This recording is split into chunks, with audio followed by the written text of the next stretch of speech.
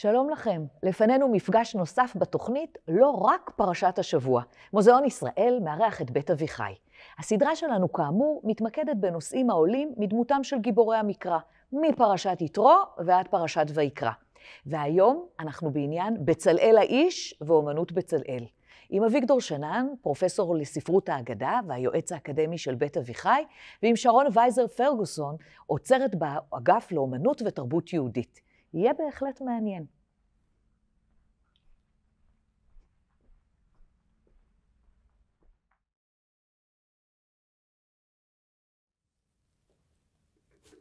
שלום שרון. שלום אביגדור. זו הייתה דניאלה שלו, ממוזיאון ישראל כמובן.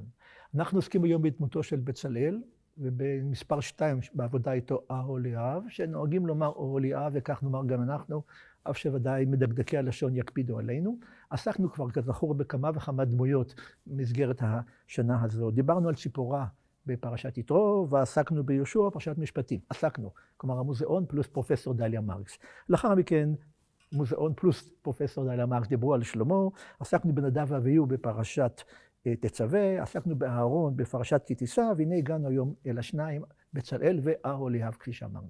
פרשת ויקהל היא כמעט חזרה מדוקדקת על פרשת תרומה. בפרשת תרומה מקבל משה הוראות, ועשית, ועשית, ועשית, ועשית, כלים שונים למשכן, ובפרשת ויקהל שלנו, הדבר מתבצע על ידי בצלאל וחבר עוזריו, והמילה העיקרית היא ויעש, ויעש, ויעש, ויעש. אנחנו נראה את דמותו של בצלאל, לא קשה לנחש כבר מה עומד מאחורינו, ונאמר כמה וכמה דברים עליהם, אבל תחילה בציטוט פסוקי מקרא שבהם נזכר לראשונה בצלאל. וידבר השם אל משה לאמור, זאת בפרשת כי תישא, ראה קראתי בשם בצלאל בן אורי בן חור למטה יהודה. בוא נזכור, בן אורי בן חור למטה יהודה. ומלא אותו רוח אלוהים בחוכמה ובתבונה ובדעת ובכל מלאכה. לחשוב מחשבות, כלומר לתכנן, לעשות בזהב ובכסף ובנחושת.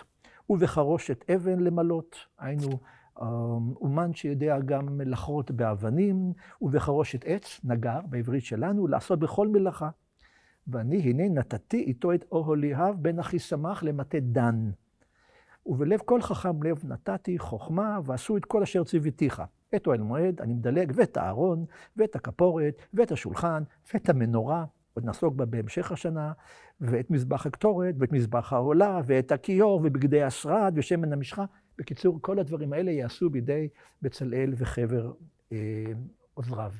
הדבר המעניין הוא שלאחר שמשה מצטווה למנות את בצלאל לתפקיד, הוא פונה אל עם ישראל ואומר לו, זה כבר פרשה שלנו, ויאמר משה אל בני ישראל, ראו, קרא השם בשם בצלאל בן אורי בן חור למטה יהודה. כביכול מקבל אישור מהציבור הכללי על ההחלטה למנות את בצלאל לתפקיד, ובסיום הפרשה, בצלאל בן אורי בן חור למטה יהודה, עשה את כל אשר ציווה השם את משה, ואיתו פעם אחרונה אהוליאב בן אחיסמך למטה דן.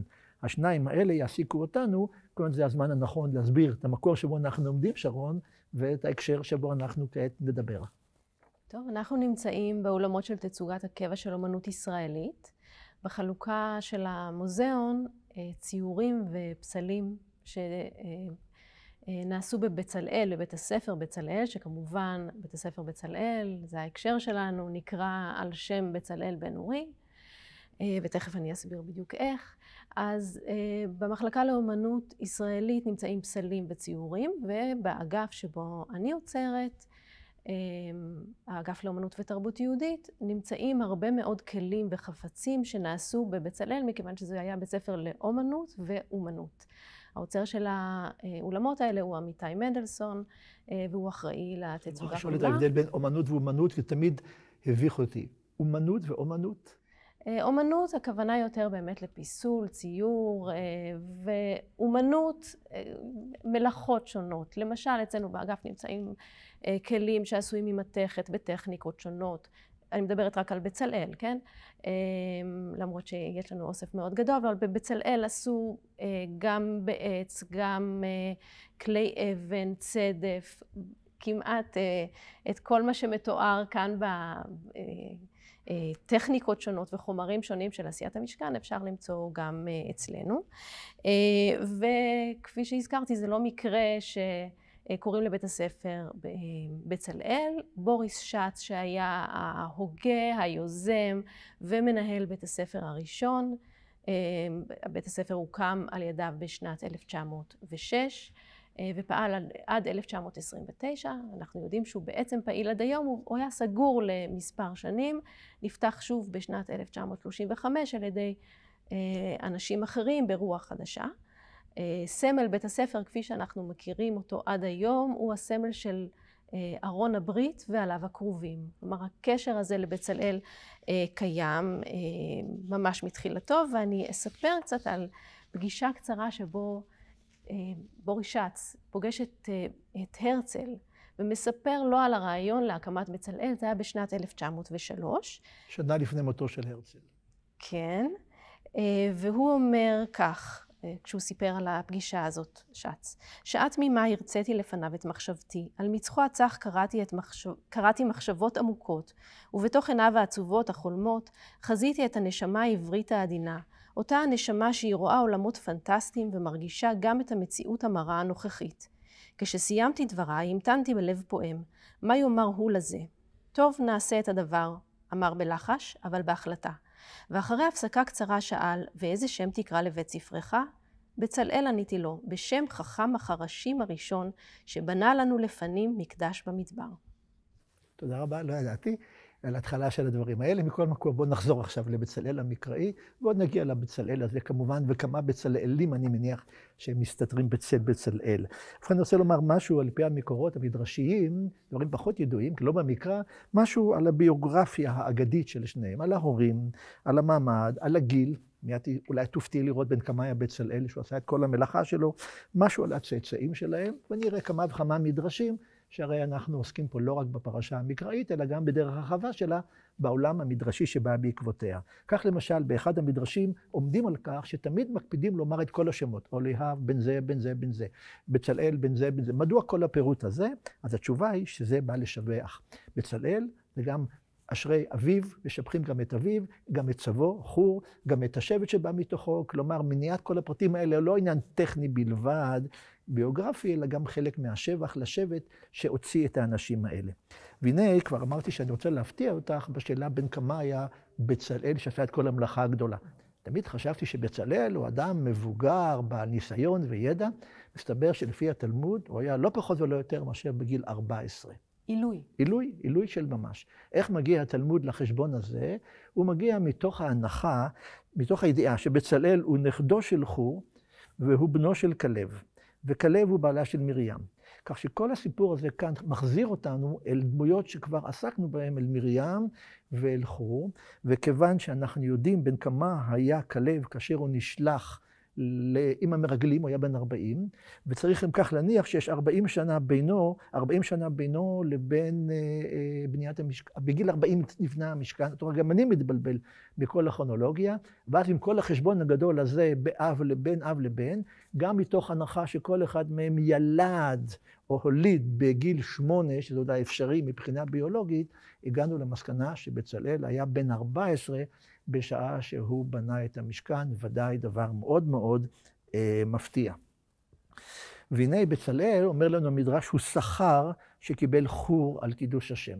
הזכרנו בשבוע שעבר בשיחה שלי עם אפרת על כך שחור נהרג כאשר ניסה למנוע מן העם להקים את העגל, לבנות את העגל.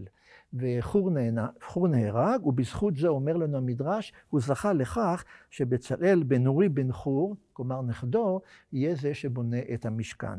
וכאן מביאים איזה משל כדי להסביר את הדוגמה למה שאירע כאן. המשל הוא על מלך שמרדו עליו הלגיונות. וניסה שר הצבא להילחם בלגיונות, שלא ימרדו, אך הם סירבו לקבל את דעתו והרגו אותו. ואז אמר המלך, ובכן מה ייתן שכר? לו היה בחיים, ייתן לו שכר כסף ומתנות. כיוון שהוא כבר מת, השכר שלו יהיה שנכדו יבנה את המשכן. מי שיתנגד לבניית הפסל לעגל הזהב, הוא יהיה זה שיבנה את המשכן. נתנו לבצלאל ביוגרפיה שחוזרת אחורנית עד לחור, אבל נתנו גם ביוגרפיה לאוליאב, שהולכת קדימה בהיסטוריה. חז"ל לא רצו שבצלאל ואוליאב יהיו דמויות בודדות בהיסטוריה, כך שהם נתנו להם רקע היסטורי וגם המשך. ומה אני מצאתי לגבי אוליאב? לגבי אוליאב מצאתי מסורת מאוד מעניינת, שעל פיה אומר שוב התלמוד הבבלי, שאם יש מקצוע למשפחה, המקצוע עובר מדור לדור. אדם לא צריך לשנות מאומנות אבותיו. הסבא חלבן, הבן חלבן, הנכד חלבן. אוקיי, מסורת שכזו. ובכן, אנחנו יודעים שאת בית המקדש של שלמה בנה בחור בשם חירם, שהובא מצור, והוא בן אישה אלמנה, שעל פי המסורת התלמודית היא משבט דן. כלומר, אוליאב משבט דן הוא אחרי הרבה מאוד דורות, אביו הביולוגי, אם תרצי, למהלך הרבה דורות, לבונה המקדש אחר כך. זה נשאר במסורת המשפחתית, ואוליאב לא נעלם, אלא מצא משהו אחריו לאחר דורות רבים. דרך אגב, ראיתי גם באיזשהו מקום, לא יודע כמה זה נכון, שיש איזו מסורת על קבורתו של אוליאב באזור צור וצידון, ויהודים נהגו לפקוד את המקום. אנשים אוהבים מאוד קברים, את יודעת, ומצד שני, מצאתי גם שהמושב אחיסמך, שהוא מופיע באזור השפלה, קרוי על שם אביו של אוליאב. כך שאוליאב באמת זכה למעמד יותר גדול מאשר מספר 2 בלבד של בצלאל. זה מה שאני יודע על הביוגרפיה שלהם ועל הצאצאים שלהם. אז עכשיו, אחרי שדיברת אולי על הביוגרפיה שלהם ועל הצאצאים, אני יכולה לדבר על הצאצא הרוחני של בצלאל, והוא בוריס שץ, שראה את עצמו ממש כצאצא הרוחני של בצלאל. אני אספר עליו קצת על שץ. הוא נולד בעיירה בלטביה למשפחה אורתודוקסית, דלת אמצעים בשנת 1867, והוא למד קצת בהתחלה בישיבה בווילנה, אחר כך עבר ללמוד שם ציור, ולמד בוורשה ובפריז. חבל שלא היה בן 14 שהוא התחיל ללמוד ציור. נכון, אבל בכל זאת, לפני שהגיע לארץ, הוא כבר עזר בהקמה של בית ספר בבולגריה, בית ספר לאומנות. כך שהוא הגיע לארץ, הוא צבר ניסיון, לא כזה עילוי, אבל כמו בצלאל המקורי, אבל כן צבר ניסיון. ותראה, אפשר לראות למשל את האקס ליבריס של בוריס שץ, זה תו הספר. מי שרוצה שיש לו ספרייה גדולה ורוצה לדעת מה הספרים שלו, יכול להדביק בתוכם תו ספר, ובתו הספר של בוריס שץ. יש לי גם תו ספר עם צילום של תנשמת או של ינשוף, סמל החוכמה. זה באמת מעניין מה שאתה אומר, כי כל אחד בוחר לעצמו או מבקש מהאומן שמעצב עבורו משהו שיתאים לעצמו, ובוריס שץ ביקש כנראה, או מי שהכיר אותו, ליליאן, אפרים משה ליליאן, שגם צייר את היצירה שמאחורינו, ותכף נדבר גם עליו, ייצב עבורו את תו הספר, כאשר רואים אותו, את בוריס שץ, מתואר כבצלאל בן אורי, ליד ארון הברית עם הכרובים. למעלה כתוב אני לעמי ועמי לי, ואפשר לראות כאן בעצם כבר את הכיוון שלו. הוא גם נראה קצת דומה להרצל עם הזקן, אז יש איזושהי הקבלה בתו הספר, כבר הזדהות גם עם הציונות, שראינו שהוא נפגש עם הרצל, וגם עם בצלאל. והוא באמת הגיע לארץ, פתח את בית הספר ב-1906, והזמין יחד איתו את אחת הדמויות המאוד משפיעות, שכבר היו מאוד פעילות קודם, אפרים משה ליליאן, ואפשר לראות את היצירה שהוא יצר מאחורינו. ליליאן, זו יצירה שלמרות שבסופו של דבר לא התבצעה כפי שהייתה אמורה להתבצע, מכיוון שהיא נוצרה מה שאנחנו רואים כאן זה ההכנה לקראת שטיח קיר שהיה אמור להיות הרוג. זה לא שטיח הרוג? זה לא שטיח, לא. זאת יצירת שמן על בד, שלפי היו אמורים להרוג את השטיח. בשנים הראשונות של בצלאל, ואולי גם אחר כך, זו הייתה יצירה מאוד מורכבת להריגה, אבל העיצוב הזה, הרעיונות שעוברים כאן, השפיעו הרבה מאוד שנים קדימה על עבודות בצלאל, וגם מאוד מאפיינים את בצלאל בשנים הראשונות האלה. אם תסתכל על היצירה הזאת, היא מחולקת ל3 חלקים.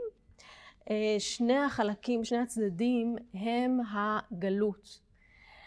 אנחנו רואים כאן את הנביא ירמיהו, בדיוק עומד מאחוריך, הוא מאוד דומה לירמיהו שמתואר בקפלה הסיסטינית של מיקלאנג'לו. הוא הנביא שבישר את היציאה לגלות, ואפשר לראות אותו כאן מאוד מודאג, ויש כאן אישה זקנה שיושבת עם הקוצים ועוצמת את העיניים שלה. ומהצד השני, גם עדיין בגלות אנחנו רואים איזה נער צעיר שמוריד מעליו את כתר הקוצים, סמל האיסורים. יש מלאך שתוקע בשופר ומבשר את הגאולה, ואילו במרכז אפשר לראות חתונה. עכשיו, היצירה הזאת היא, שטיח קיר שהיה אמור להינתן במתנה לוולפסון, שהוא נשיא הקונגרס הציוני אחרי פטירתו של הרצל, ואשתו פרומה. אז אפשר לראות באמצע את החתונה, אבל זו לא בדיוק החתונה של דוד וולפסון ופרומה. הזוג הזה הוא זוג מאוד אקזוטי, כך בוודאי לא התלבשו בגרמניה, שם חיו דוד ופרומה וולפסון. וולפסון מתואר כשילוב בין תגלת פיל 10 השלישי, יש בדיוק חופרים באזור הזה. זו תקופה של אי-קסמות מהמזרח, חופרים בכל האזור הזה של המזרח התיכון, ומוצאים את מה שמרגישים שזה אולי השורשים שלנו. אבותינו התהלכו כאן פחות או יותר באזור, אז זה לא צריך להיות מאוד דקדקן, אם זה אלה. קצת מצרים, קצת אשורים. אני הייתי נעלב בתור וולפסון, אם זה היה הדרך שבו מכבדים אותי בדמות של איזה מלך אשורי או בבלי כזה כדור. בכל מקרה. תראה, לא רק שהוא לא נעלב, אלא אני חושבת שבתקופה הזאת, ליליאן, כשהוא מתאר כך את וולפסון, הוא תיאר גם את משה, גם אותו בתנ"ך שהוא אייר, כמלך אשורי. זו הייתה תחושה שזה משהו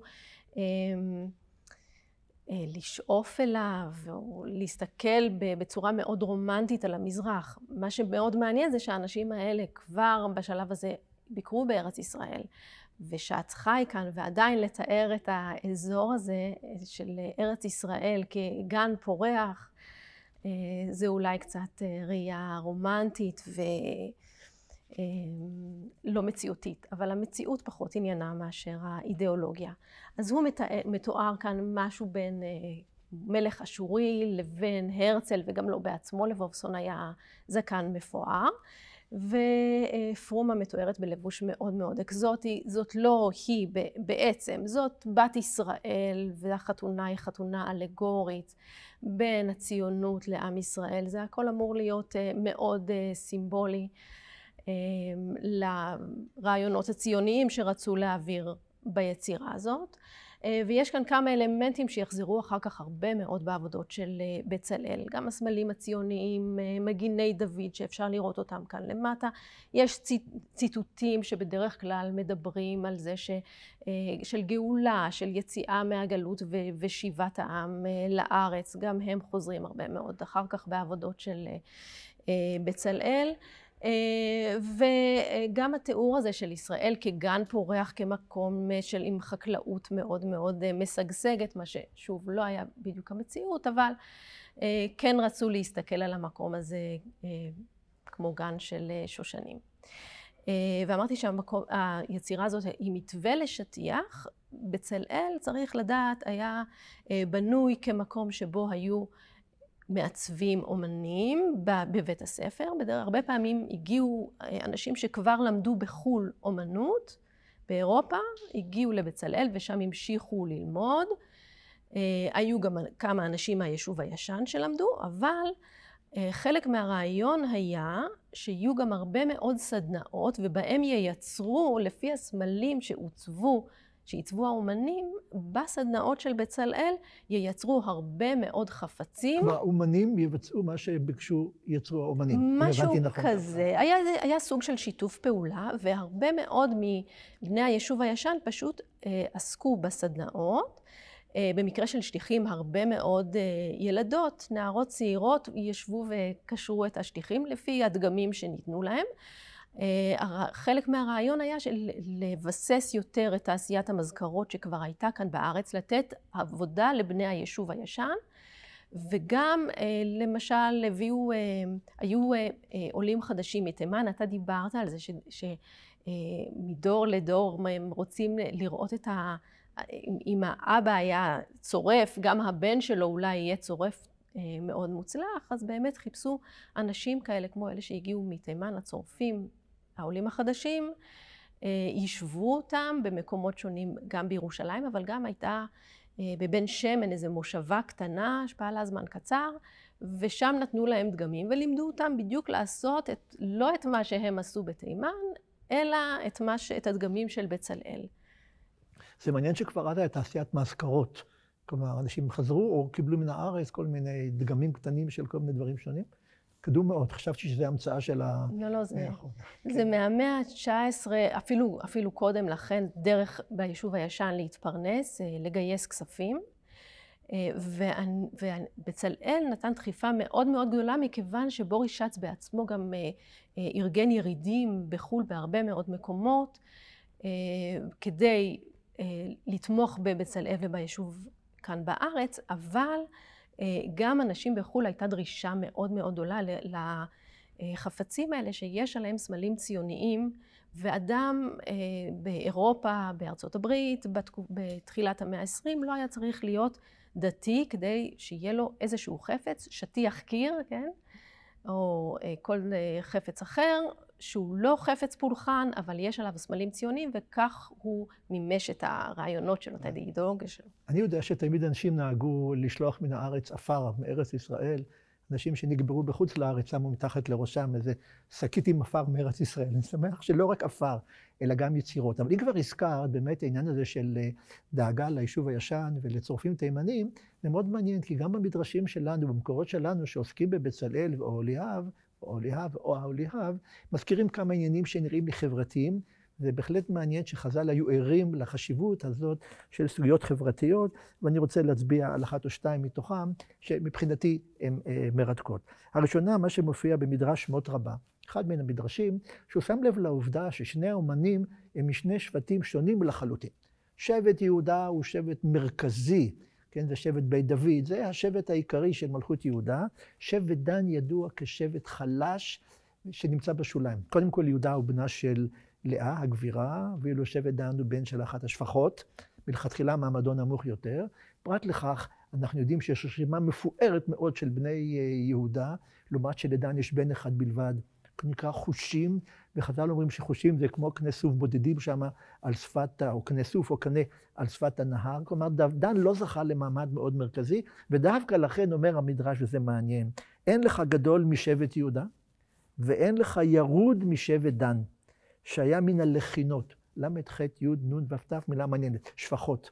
לחינות זה שפחות. מה כתוב בו? בני דן חושים. כפי שהסברתי, מה כבר יש לו? כל הבנים שלו הוא בן אחד שנקרא חושים. אמר הקדוש ברוך הוא, יבוא ויזדווג לו, היינו דן עם יהודה, שלא היו מבזין אותו, ושלא יהיה אדם רוחו גסה עליו, לפי שהגדול והקטן שווים לפני המקום. בצלאל משבט יהודה, אהוליאב מדן, והם צמד חמד יחד. כלומר, יש פה קביעה שאין שום הבחנה של מעמד שמדובר ביצירות אומנות.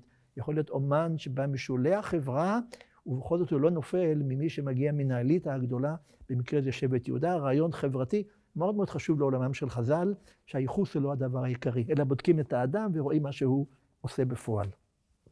מצד שני יש דבר אחר, שאני אפילו רואה בו איזה מין אפשרות של קישור לחברה הישראלית של היום בכלל. כל מינוי דורש את אישור הציבור.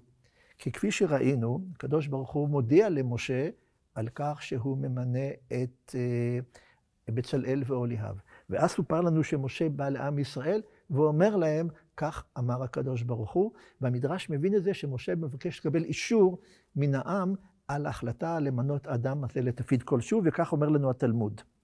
אמר רבי יצחק, אין מעמידין פרנס על הציבור, כלומר מנהיג על הציבור, אלא אם כן נמלכים מתייעצים בציבור. ראו, השם נאמר, קרא למשה ואמר לו, קח את בצלאל. ומשה חזר ואמר לעם, כפי שראינו. אמר לו קדוש ברוך הוא למשה, משה, הגון עליך בצלאל? שימו לב, הקדוש ברוך הוא מבקש אישור ממשה רבנו למנות את בצלאל. אמר לו, ריבונו של עולם, אם לפניך הגון, לפניי לא כל שכן. ברור שהוא הגון, היינו ראוי לתפקיד. אמר לו, אף על פי כן, למרות שאני חושב ואתה חושב, לך אמור להם. הלך ואמר לישראל, הגון עליכם בצלאל?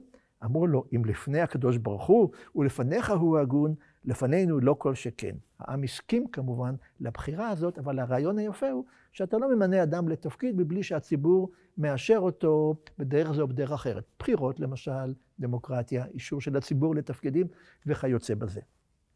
והנה מה שעוד מצאתי, מאוד מעניין ואפילו מפתיע למי שלא מכיר את החומרים, חז"ל מדגישים שגדולתו של בצלאל הייתה גדולה יותר מזו של משה. זה קשה להאמין, משה, אבי הנביאים, נותן התורה, המחוקק הגדול, היה לדעת שיש מישהו שעלה עליו, מסתבר שכן. וזה מופיע במדרש בשם במדבר רבה, מדרש מאוחר יחסית ובכל זאת מאוד מאוד מעניין, ששם עוסקים בעניין המנורה. כבר רמזתי שבמנורה אני מתכוון לעסוק עוד כשנגיע לפרשות האחרות בהמשך השנה. בכל מקרה, רבי לוי ברבי אומר דבר כזה, המנורה הטהורה ירדה מן השמיים. היינו, הרעיון של המנורה וצורתה זו החלטה אלוהית. שאמר לו קדוש ברוך הוא למשה, ועשית מנורת זהב טהור. תעשה מנורת זהב, זה בפרשת ההוראות. אמר לו, כיצד נעשה אותה? אמר לו, מקשה תעשה המנורה. מה פירוש מקשה? שלא ייקחו חלקים ויצרפו אותם זה לזה, אלא ייקחו גוש זהב גדול, וממנו יחרטו את המנורה. המנורה עשויה מיחידת מתכת אחת, ולא משורה של מתכות שמלחימים או מקשרים זה לזה. מקשה תעשה המנורה. והמדרש משחק על המילה מקשה, כי אז אומר המדרש, ואף על פי כן נתקשה משה. מקשה, נתקשה. ירד ושכח. עד שירד למטה עם ההוראות לבניית המנורה, שכח. עלה ואמר, תראי את האנושיות, ריבוני, כיצד נעשה אותה? אמר לו, מקשה תעשה המנורה. הסברתי לך איך לעשות. אף על פי כן נתקשה משה, פעם שנייה, ירד ושכח. עלה ואמר, ריבוני, שכחתי אותה. הראה לו למשה. עכשיו הוא לא אמר לו, הראה לו, קדוש ברוך הוא הראה לו, ככה, תראה את המנורה, ועוד נתקשה בה. אמר לו, ראה ועשה, אני אראה לך. נטל מנורה של אש, והראה לו עשייתה. כלומר, בשמיים נבראה מנורה, לא ממתכת, אלא מאש צהובה, על אש שחורה, מה שלא יהיה. משהו קצת מיסטי. אף על פי כן עדיין נתקשה על משה. אמר לו קדוש ברוך הוא, לך אצל בצלאל, היינו לך אל בצלאל, והוא יעשה אותה. אמר לבצלאל, מיד עשה. רק כשנתן הוראות לבצלאל, בצלאל ביצע את הדברים. התחיל תמה. אמר, אני כמה פעמים הראה לי הקדוש ברוך הוא, ונתקשיתי לעשותה. ואתה בצלאל שלא ראית, עשית מדעתך? בצלאל היית עומד, כשהראה לי הקדוש ברוך הוא את עשייתה. יש פה מדרש יפה על השם בצלאל.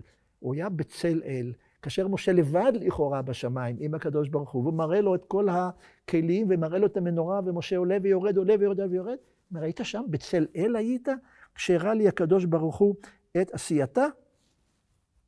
בכל מקרה, זה בא לידי ביטוי גם במסורת אחרת, לא פחות מעניינת, שמסופר על עניין אחר. שוב, משה מול בצלאל.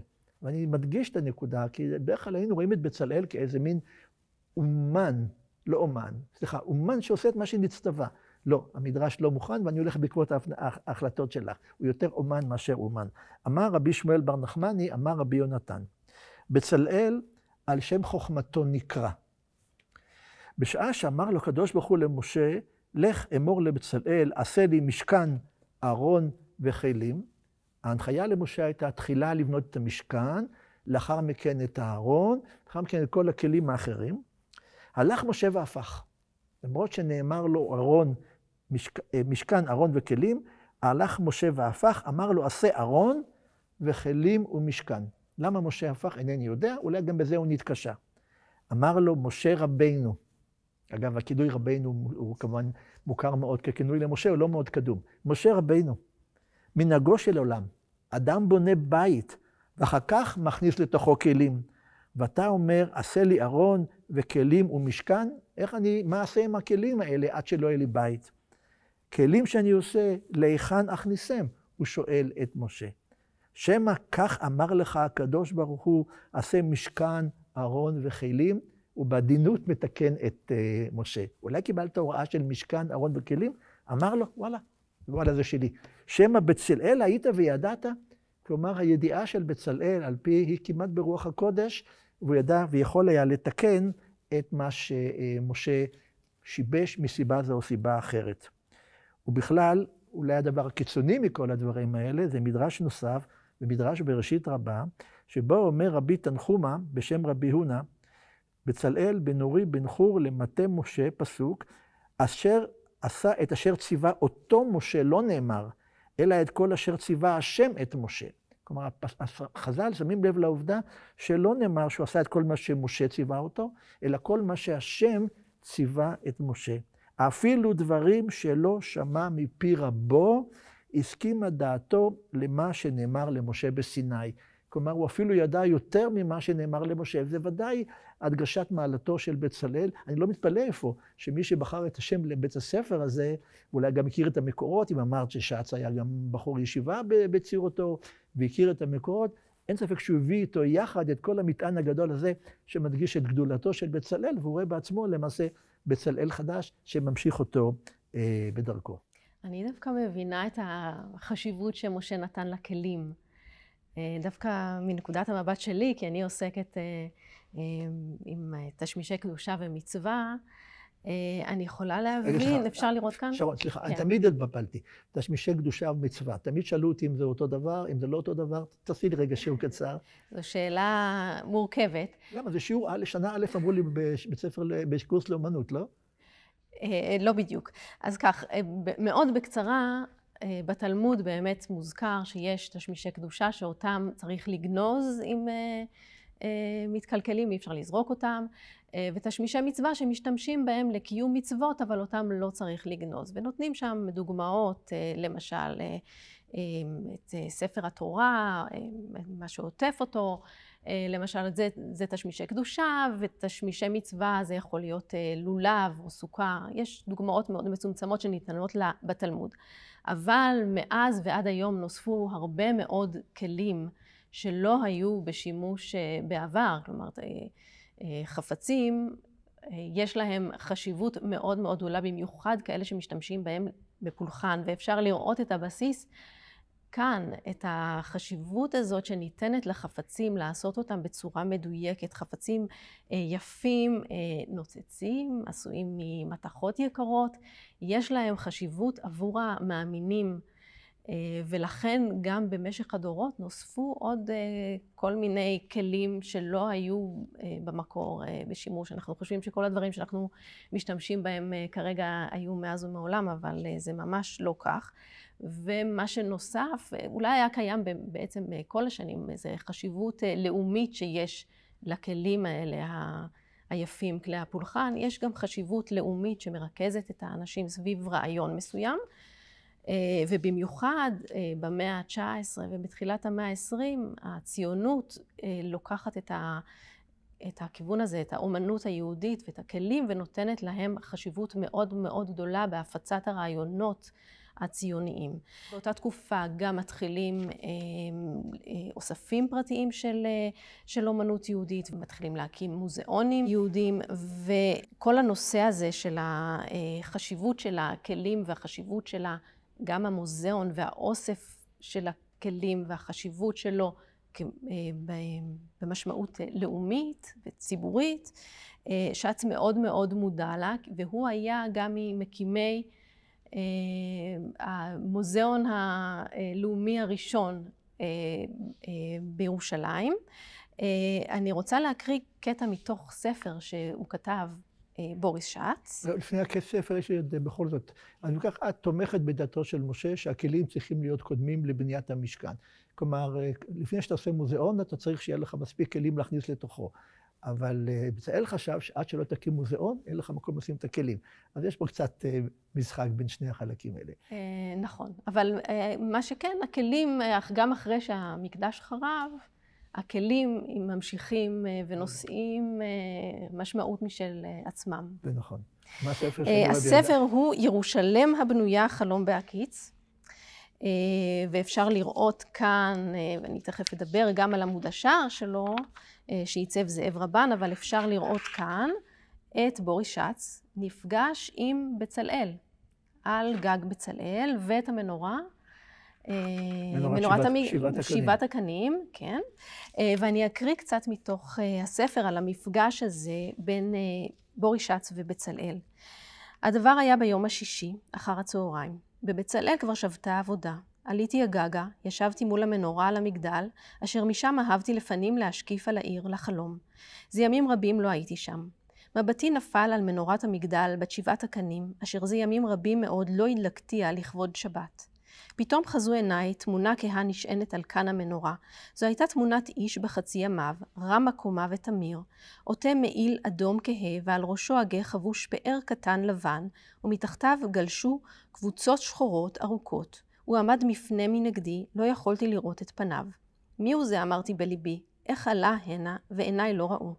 התמונה כאילו הרגישה בעיניי הנעוצות בה, פנתה מיד אליי ותשלח בי מבט עמוק.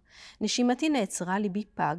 ראיתי לפניי את בצלאל קדמוננו, הכרתיו, זהו אשר עמד בצל אל. הכיר את המדרש שהרגע קראת. ידיו, ידי אומן, בנו את המשכן. חזהו הרחב, מלא חוכמה ודעת, עיניו המזהירות, עיני אומן, הביטו ישר לתוך עומק נשמתי. ובצלאל לוקח את בוריס שץ, שניהם טסים באווירון, זו ההמצאה החדשה, והם מגיעים לירושלים, ובין השאר גם רואים מה מבקש בוריס שץ לראות, את המקדש. אחרי שהרכנתי את ראשי, נחפזתי לראות את בית המקדש. מורי ורבי המקריבים קורבנות בבית המקדש. לא כדרך הקדמונים יבקשו עתה סליחה לחץ, לא בקורבן, לא בשפוך דם נפש נקייה יכופר אבון, כי אם בתשובה ממעלליו הרעים יכופר לחוטא. מה יעשה בבית המקדש? מה נמצא בו? במקדש מקננת נשמת עם ישראל, שמה ילך כל יהודי לפתוח את רוחו, ללמוד, לדעת את נשמת העם. שם נצבר כל אשר יצר היהודי במשך אלפי שנים, חלק מעבודתו לטובת האנושיות כולה. בית נכות נמצא. בית נכות זה מוזיאון, לא? מוזיאון, לאומנות ישראל ולחוכמתו. שם תשכון רוח אדוני אשר נתן בנו האלוהים. כלומר, עכשיו... זה לשונו שלו ממש? כך הוא כתב? כך הוא כתב. טוב, הוא גם היה סופר, אני רואה. בעל דמיון מאוד גדול. בעל דמיון מאוד מאוד גדול, ובעצם הרעיון הוא שהאומנות זה לא כלי פולחן שמשמשים אותנו בפולחן, אלא האומנות עצמה, יש לה כבר את הכוח הזה, והוא גם אומר על עצמו, בוריס שץ, האומנות הייתה לי למקדש והאומנים לכהניו, ואני חלמתי להיות כהן גדול ולשרת בקודש, לפני האומנות הקדושה, ולהורות לבני אדם את האידיאל של תפארת ועוז, וללמדם לאהוב את הטוב ולשנוא את הרע. זה לא בספר הזה, זה במקום אחר, אבל שוב, הרעיון הוא שהאומנות בעצם מחליפה את התפקיד הרוחני, וגם את הבסיס שסביבו מתגבש העם. מעניין שבמפגש הזה שמתואר כאן, בינו לבין... כאן זה בעטיפה של הספר? בעטיפה של הספר, שעיצב זאב רבן, עוד אחד מהאומנים הגדולים שפעלו בבצלאל. אפשר לראות כאן בקטן את האקס ליבריס, את הסמל שלו של שץ, עם בצלאל בן אורי והקרובים, אבל אפשר לראות גם את המנורה, שהיא המנורה כפי שמופיעה על שער טיטוס. כמובן. אני חושב שזה כמעט קלאסי, עניין של תקומה. מנורה משער טיטוס חוזרת ארצה והיא... נכון, זה באמת הרעיון. הוא יכול היה לקחת דוגמה אחרת, ובאמת הדוגמה הזאת היא זו שגם מתגלגלה אחר כך לסמל המדינה, שנים אחר כך. יחד עם עוד הרבה מאוד מהסמלים שהתוו ועיצבו בבצלאל בשנים האלה. מה קרה עם המוזיאון של שץ? זה מוזיאון ישראל בעצם. כלומר, האוסף ששץ אסף במוזיאון, פה אצלנו עכשיו. הגיע בסופו של דבר למוזיאון ישראל, כלומר זה היה הבסיס לייסוד של מוזיאון ישראל. אז אנחנו היורשים של המוזיאון של שץ, הוא היורש של... שרשרת ארוכה מאוד של דברים מן הסוג הזה. כן, בהחלט. אז הספר הזה הוא מאוד מעניין, ירושלם, כך הוא קורא לו, נכון? ירושלם הבנויה, יש ודאי. אני רוצה להוסיף עוד משהו שלא דיברנו עליו, אבל דיברנו על הצאצאים הרוחניים, אבל גם הצאצא ממש של שץ, קראו לו גם בצלאל. הוא קרא לו, לבן שלו, למרדכי נרקיס, שהיה מנהל המוזיאון, גם לא נולד בן, שהוא קרא לו בצלאל. פרופסור מפורסם לאמנות יהודית באוניברסיטת בירושלים. זכיתי להכיר אותו, כן. והיה גם מורה שלי, אחד המורים לאמנות יהודית. יש גם רחוב בצלאל. נכון. במקרה הרחוב נקרא בצלאל, יש שם משהו מיוחד ברחוב. לא, זה הרחוב ששם בצלאל. כך ממש. בצלאל. ממש, כן. אנחנו מתגלגלים מבצלאל לבצלאל, כן. בהחלט מעניין. הרבה מאוד צאצאים יש לבצלאל. בכל מקרה, אם אנחנו ממשיכים רגע הלאה, דיברתי על כלים מסוגים שונים, ונכון שלמשל המדרשים המאוחרים יותר מזכירים עוד כלי שהתורה לא מדברת עליו, אבל גם אותו הם מייחסים לבצלאל. כלומר, מבחינתך כאוצרת כלים, בצלאל הוא אבא רוחני של האוסף שלך. וכך מופיע בחיבור מאוחר. זה מחזור ויטרי, הוא מימי הביניים, נכתב בידי רבי שמחה ויטרי, תלמידו של רש"י, וסך הכל מדבר על יום הכיפורים, וביום הכיפורים, מי שיודע, הכהן הגדול היה לוקח מלוא חופניו קטורת כדי להכניס אותה פנימה אל קודש הקודשים, ואת הקטורת הזו היה לוקח מתוך מכתשת, איזה מין כזה כלי שבו היו קודשים את הקטורת, וכל הם היו לוקחים וקודשים מתוכה, אבל ביום כיפורים היו קודשים במיוחד, שתהיה דקה מן הדקה, ואת המכתשת, לא פחות ולא יותר, אומר המחזור ויטרי, עשה גם כן בצלאל. כלומר, בצלאל תרם יותר מאשר אותם כלים שנזכרים במקרא עצמו, כגון למשל, כן, במקרה זה, המכתשת. את יודעת, אבל עם כל השבח על בצלאל, אי אפשר לוותר על גם משהו שאולי מוריד מן הפאר שלו וקצת מקטין אותו. וזה קטע קצת ארוך במדרש תנחומא, אבל גם בו אני רואה איזו אפשרות ליישום אקטואלי להיום. הרבה פעמים אדם הולך ומזמין יצירת אומנות. כבר דיברנו למשל על צייר שמצייר פורטרטים על פי הנחיות של המצויר, מה הוא יחזיק ביד, מה יהיה ברקע וכו'. יש גם מזמין ליצירות, לא תמיד האומן הוא חופשי לעשות בדיוק מה שנראה לו. מדרש תנחומא מספר סיפור ארוך, אבל בהחלט מעניין, כיוון שהוא לא מוכר, בוא נקרא ונראה מה קורה בתוכו. כיוון שגמרו את מלאכת המשכן, הכל נגמר, היו יושבים ומצפים, מתי תבוא השכינה ותשרה פה. הרי כל עוד שהשכינה לא שורה במשכן, המשכן איננו ממלא תפקידו. והיו מצטערים הכל מפני שלא שרתה שכינה עליו. מה עשו? הלך בני העם, הלכו אליהם אצל חכמי לב, ואמרו להם, זה הבנאים, מה אתם יושבים? העמידו אתם את המשכן ותשרה שכינה בינותינו. היו מבקשים להעמידו ולא היו יודעים ולא יכולים להעמידו. כל פעם שהיו חושבים להעמידו, היה נופל. לא הצליחו להעמיד, היה כל החלקים, היה קרשים, היה גדר, היה כל מה שצריך, אבל המשכן לא התרומם, לא קם. מיד הלכו להם אצל בצלאל ואוהליו, אמרו להם, בואו, אתם העמידו את המשכן שאתם עשיתם אותו, שמא על ידכם ראוי לעמוד. מיד התחילו להעמידו ולא יכלו. גם בצלאל ואוהליו לא עלה בידם איך אתה מעמיד את כל חלקי המשכן. התחילו מסיחין ומרננים. העם מתחיל לרנן ואומר, ראו מה עשה לנו בן עמרם. כאשר קוראים לו בן עמרם זה תמיד לעלבון. תראה מה עשה בן עמרם, אפילו אומרים שמו. תראו מה עשה לנו בן עמרם. הוציא את ממוננו במשכן הזה, והכניס אותנו לכל הטורח הזה. ואמר לנו, כי הקדוש ברוך הוא, יורד מן העליונים ושורה בתוך יריעות העזים האלה. העם מתלונן פה כי כבר למדנו בשבתות קודמות שעם ישראל תרם הרבה מאוד לצורך בעניין המשכן. זהב, כסף, נחושת, אורות ואבנים יקרות. והעם מתלונן, תראו מה לקח מאיתנו ומה קיבלנו כלום. ערימה של דברים שלא הופכת לדבר. אלא, מה הסיפור? היה משה מיצר על שלא נשתתף הוא עמהן במלאכת המשכן. כי הנדבה ניתנה על ידי ישראל, והמלאכה נעשתה על ידי בצלאל ואוהליו וחכמי לב. ומשה הצטער כל הזמן, הוא לא תרם שום דבר, הוא רק היה השליח שהעביר את המידע. ולפי שהיה משה מיצר, העלים הקדוש ברוך הוא מהם, ולא היו יכולים להעמידו. כלומר, כל זה כוון כדי שהעם יחזור אל משה.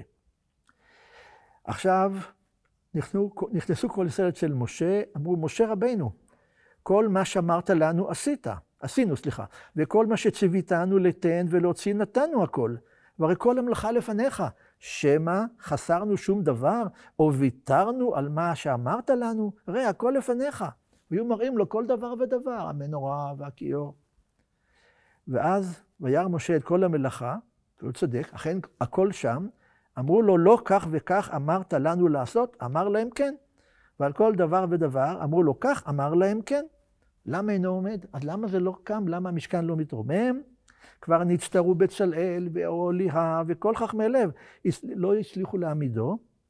והיה משה מיצר על דבר זה, עד שאמר לו הקדוש ברוך הוא למשה, לפי שהיית מיצר, כלומר מצטער, שלא הייתה לך עשייה ולא חלק במלאכת המשכן, לפיכך לא יכלו אותם חכמים להעמידו בגללך, כדי שידעו כל ישראל שאם על ידך אינו עומד, שוב אינו עומד לעולם. אם אתה לא תקים אותו, המשכן לא יקום.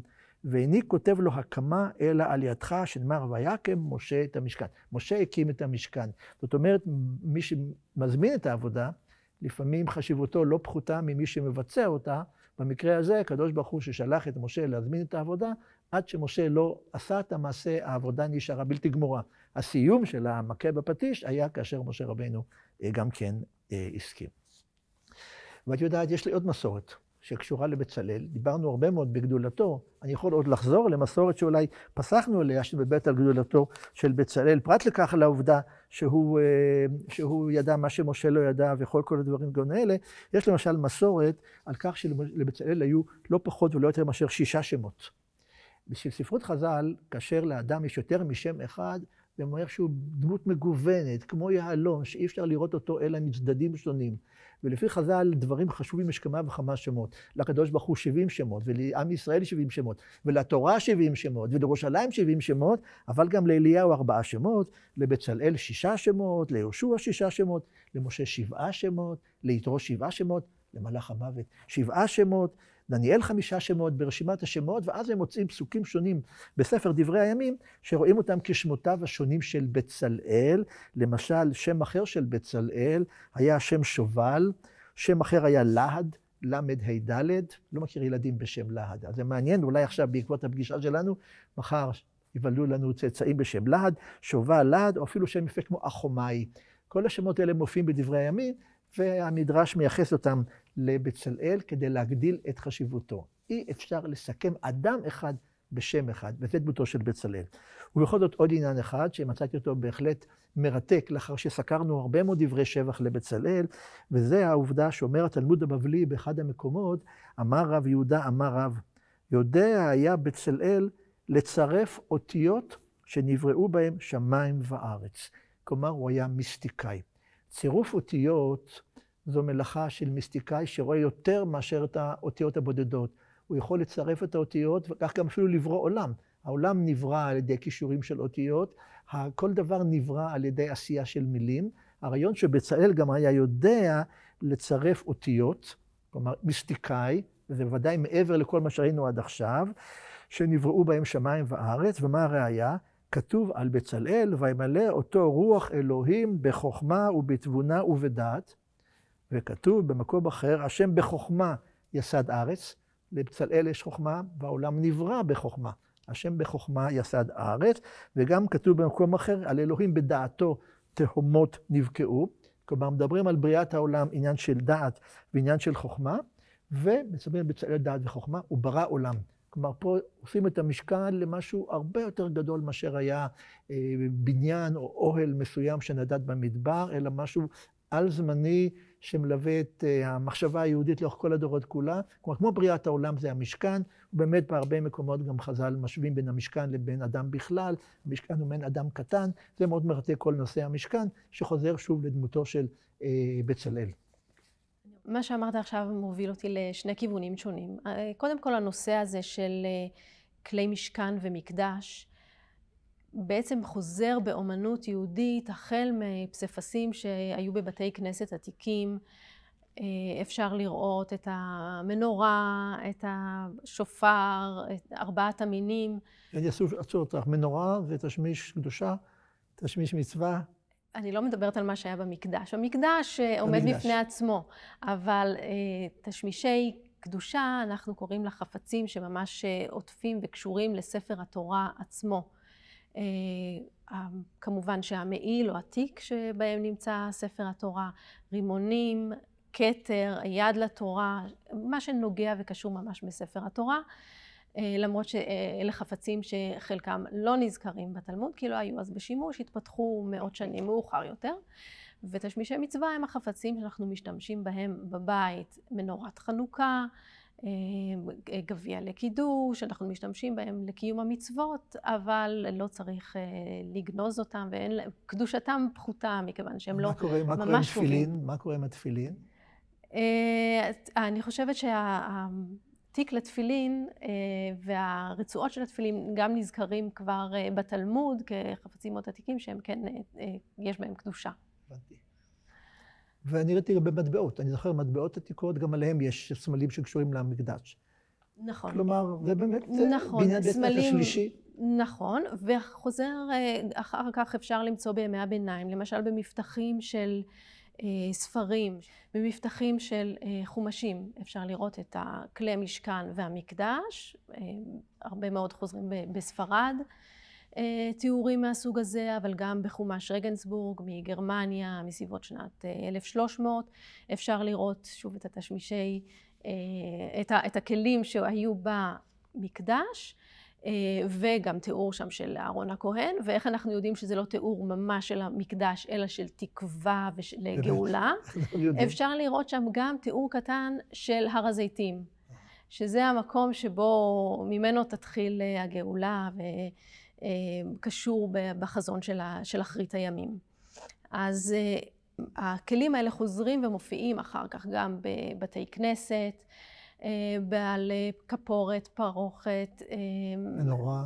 תיאורים, כן, כן. זה נכון. התיאורים האלה חוזרים במקום שבו מתפללים לתקומה של בית המקדש, ובבצלאל כמובן בבית הספר המנורה היא חוזרת ומופיעה גם בהקשר הזה של חזון אחרית הימים ותקומה של עם ישראל, שהם, אבל במקרה הזה אפשר לומר שהם לא ראו את זה כמשהו שהתרחש באחרית הימים, אלא ממש תחילת הגאולה הם חשבו שמתרחשת בימיהם. כלומר, עם העלייה לארץ והתחייה בכיוון הזה. לא אמרתי, עוד לא אמרנו שום דבר אגב, על הכתב שמופיע על היצירה הזאת של... הכתב זה העניין השני שעליו רציתי לדבר איתך. ברור שכיוונתי. באמת חוזר העניין של הכתב בהרבה מאוד מהעבודות בצלאל. שוב, כתב אפשר למצוא תמיד, כתב עברי על חפצים, יש כתובות הקדשה של התורם, או למשל על מנורות חנוכה עתיקות אפשר לראות את הברכה של הדלקת הנרות. אבל בעבודות בצלאל הנושא הזה של הכתב מאוד מאוד משמעותי, וחוזר הרבה מאוד כתובות שהם ציטוטים מתוך נבואות, סימן לגאולה, ומשתלבות עם עוד כתובות אחרות של המקומות הקדושים. הכתב עצמו, העניין של הקליגרפיה, מאוד מאוד משמעותי. יש אומנים שמחדשים את הכתב העברי, זו תקופה בכלל של התחדשות השפה. אז זאב רבן, שהזכרנו אותו קודם, גם הוא מחדש הרבה בנושא של הכתב ומכניס את הכתב ליצירות, אבל שטרק, יעקב שטרק, הוא אחד האומנים שעסק הרבה מאוד בקליגרפיה, הכניס אותם להרבה מאוד חפצים, גם לשטיחים, גם למשל על שולחן צד, שהוצב בעבודת דמשק, במחלקה של עבודת דמשק. אפשר לראות כתב מתקשים מאוד לקרוא מה כתוב שם. בעצם עם הרבה דמיון והרבה ניסיון אפשר לקרוא שכתוב כאן ופדויי אדוני ישובון ובאו ציון ברינה. וגם תוספת של התאריך, זה תאריך הנישואים של מנהל המחלקה שלהם, של עבודת דמשק, הוא קיבל את השולחן הזה מתלמידיו כמתנה לנישואיו, אז מתוך הבנה של פחות או יותר התקופה, אפשר לפענח גם את התאריך שבו ניתן השולחן הזה. כאן כתוב ל"ג בעומר, וכתוב גם התתמ"ג, א' ת' ת' מ' ג'. זה שיטת תיארוך שהייתה אופיינית לתקופה הזאת. בעצם אליעזר בן יהודה הכניס אותה כבר במאה ה-19 והמשיכו בה בבצלאל עד הצהרת בלפור. וזו ספירה של השנים מאז החורבן. כן, זה לא... מודים לחורבן בתור תאריכים עבריים? כן, כן, כי בעצם, ואז חשבו שכבר לא צריך יותר לספור כך, כי הנה כבר עכשיו מתחילה בנייה מחדש, אבל האלף כאן זה לא בדיוק גימטריה, האלף זה 1000, ואז את השאר סופרים עוד תמ"ג ומוסיפים 70 ומגיעים ל-1913.